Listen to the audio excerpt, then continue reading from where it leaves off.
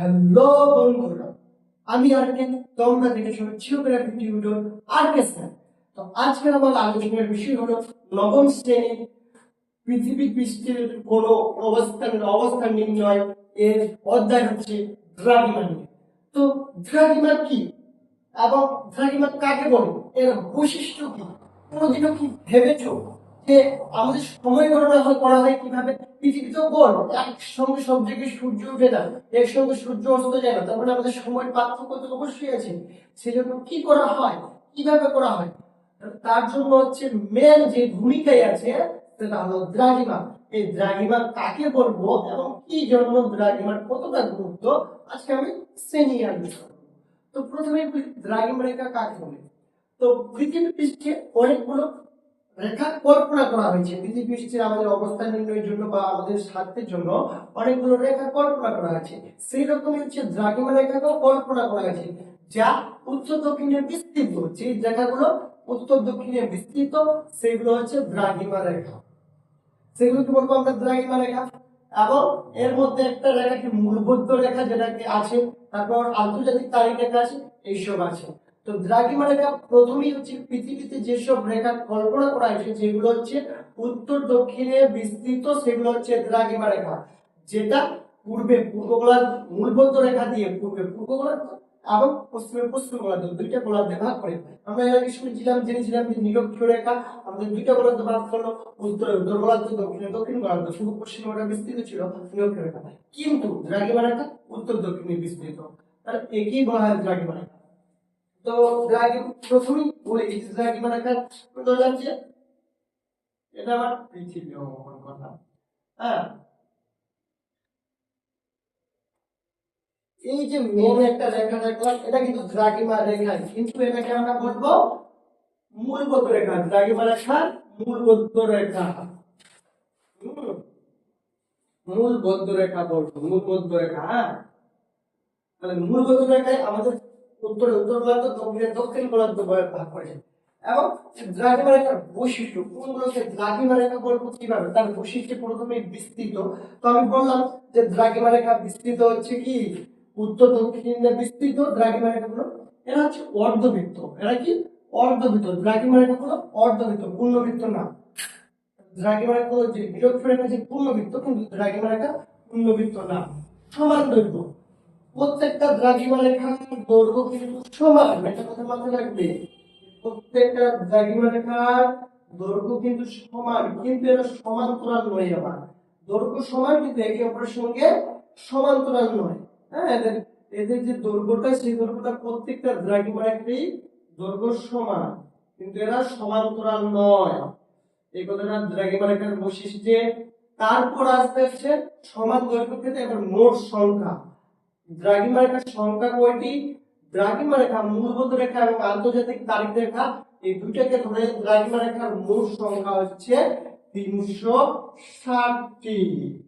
360টি মানে একটি করে, ঠিক আছে? বুঝতে পারলে? 360টি। তাহলে প্রথমেই বিস্তৃত এরা কোন দিকে? দ্রাঘিমা রেখার বৈশিষ্ট্য, এরা উত্তর দক্ষিণে বিস্তৃত। তারপরে আসবে এরা অর্ধবৃত্তকার, এটা পূর্ণবৃত্ত না, তার মানে পরিধি কত? 180 ডিগ্রি। তার মধ্যে রাখবা এই দ্রাঘিমা রেখা পূর্ণবৃত্ত না। আমরা জানতাম যে নিরক্ষীয় রেখা পূর্ণবৃত্ত বা অন্য কোনো রেখা, কিন্তু দ্রাঘিমা রেখা অর্ধবৃত্ত। সমান দৈর্ঘ্য, এরা দৈর্ঘ্যের দিক দিয়ে সমান আছে। এই যে উত্তর থেকে দক্ষিণে যেটুকুই আসবে এরা দৈর্ঘ্যের দিক দিয়ে কিন্তু সমান, কিন্তু পরস্পরের মধ্যে সমান্তরাল নয়। নিরক্ষীয় রেখা যেরকম সমান্তরাল, সেই রকম সমান্তরাল এগুলো নয়। তারপর মোট সংখ্যা, এই রেখার মোট সংখ্যা আছে 360টি। হ্যাঁ, তারপরে সব গুরুত্বপূর্ণ দ্রাঘিমা রেখা, কিছু গুরুত্বপূর্ণ দ্রাঘিমা রেখা। দুইটি রেখা বেশি গুরুত্বপূর্ণ দ্রাঘিমা রেখা। একটা আছে মূল মধ্য রেখা। কি আছে? মূল মধ্য রেখা। মূল মধ্য রেখা কাকে বলবো? যেটা একটা রেখাকে, এগুলো তো সব রেখা এরকমই, তো একটা রেখাকে মূলবদ্ধ রেখা যদি মেন রেখা না ধরা হয় তাহলে অসুবিধা হবে। তো সেই রকম একটা রেখাকে মূলবদ্ধ রেখা ধরা হয়েছে, যেটা লন্ডনের গ্রিনিচ শহরে মান মন্দিরের উপর দিয়ে আমরা ধরা হয়েছে, সেটা কি বলা হয়? মূলবদ্ধ রেখা। সেখান থেকে আমাদের সময় গণনা হয়।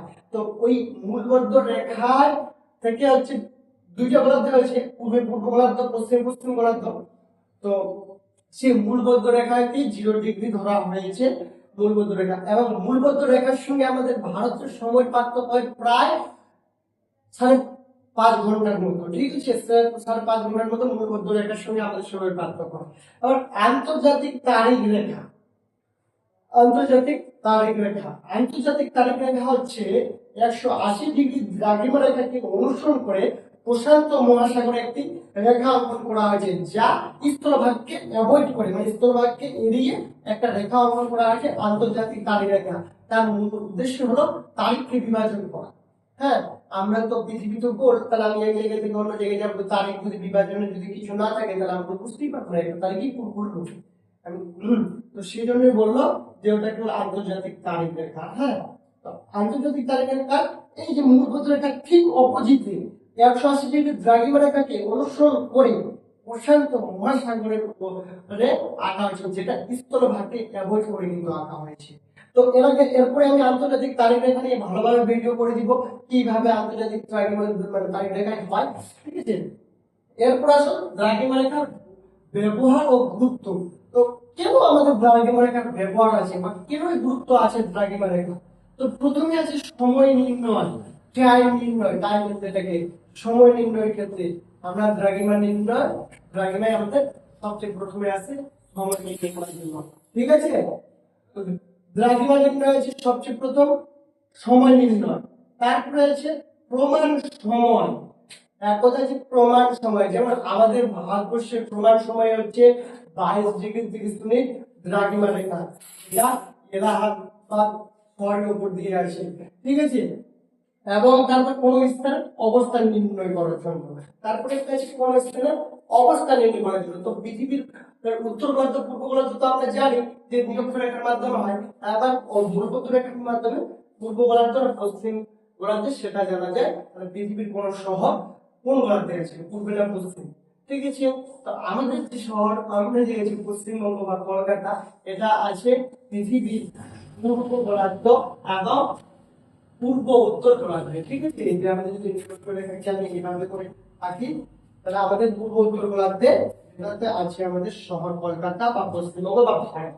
ঠিক আছে, তাহলে নির্ণয় করা। এবার এই যে সব বিষয়গুলো প্রয়োজনীয়তা, আজকে আমরা যে সব বিষয় জানলাম, যে 360 দ্রাঘিমা রেখা আছে এবং এই যে দ্রাঘিমা রেখার জন্য সময় পার্থক্য কিভাবে হয় সেটা বিষয়ে এক খন্ড আলোচনা করে দিচ্ছি আমি। হ্যাঁ, ধরে নাও এটা আমার হচ্ছে 0 ডিগ্রি মূলবদ্ধ রেখা, পূর্ব দিক, পশ্চিম দিক, পূর্ব পশ্চিম, এইভাবে ধরে নাও পিলার কয়েকটা দাঁড়ানো আছে। তো আমরা কি জানি বলতো, সূর্য কোন দিক দিয়ে উঠে? পূর্ব দিকে উঠবে।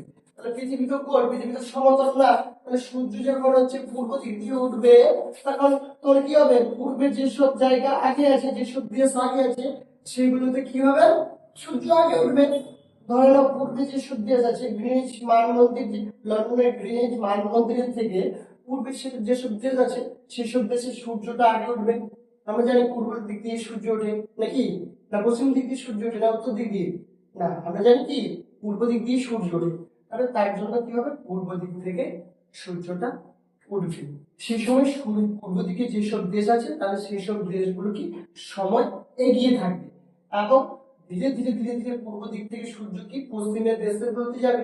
তার মানে এখানে যদি 10টা বাজে, এখানে তখন টাইম হিসাবে কম বাজবে, 10টার কম বাজবে, কারণ এখানে সূর্যটা আগে উঠছে। তাহলে এই জন্য যদি বলা হয় পূর্ব দিকের সময়, যত পূর্ব দিকে যাওয়া যাবে সময়কে যোগ করতে হবে, আর যত পশ্চিম দিকে আমরা যাব সময়কে বিয়োগ করতে হবে।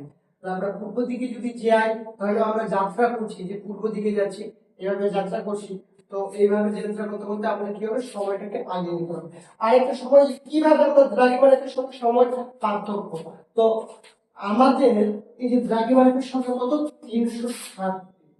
কয়টি আছে, 300। আমি ধরে নাও যে 360টি দ্রাঘিমা রেখার সাথে একটা দ্রাঘিমা রেখার সময় পার্থক্য। তো সময় যে দ্রাঘিমা রেখা কিভাবে হয় তার জন্য দেখাচ্ছি আজকে। তো প্রথমে আছে 360 কি 360টি দ্রাঘিমা রেখা আছে এবং আমাদের পৃথিবীর পরিধিও 360। তাহলে এই যে 360টি এই দ্রাঘিমা রেখাকে একবার ঘুরতে পৃথিবীর আবর্তন করতে সময় লাগে কত? 24 ঘন্টা। 24 ঘন্টা। তাহলে এটাকে আমি ভাগ করি 360 ভাগ 24, 24 এর 24, 24। তারপর ধরো সবার 2 1 এখানে 16 নামলো, ঠিক আছে? 24 5 তার পাশে 20 5 দুগুণে 10 তাহলে 5।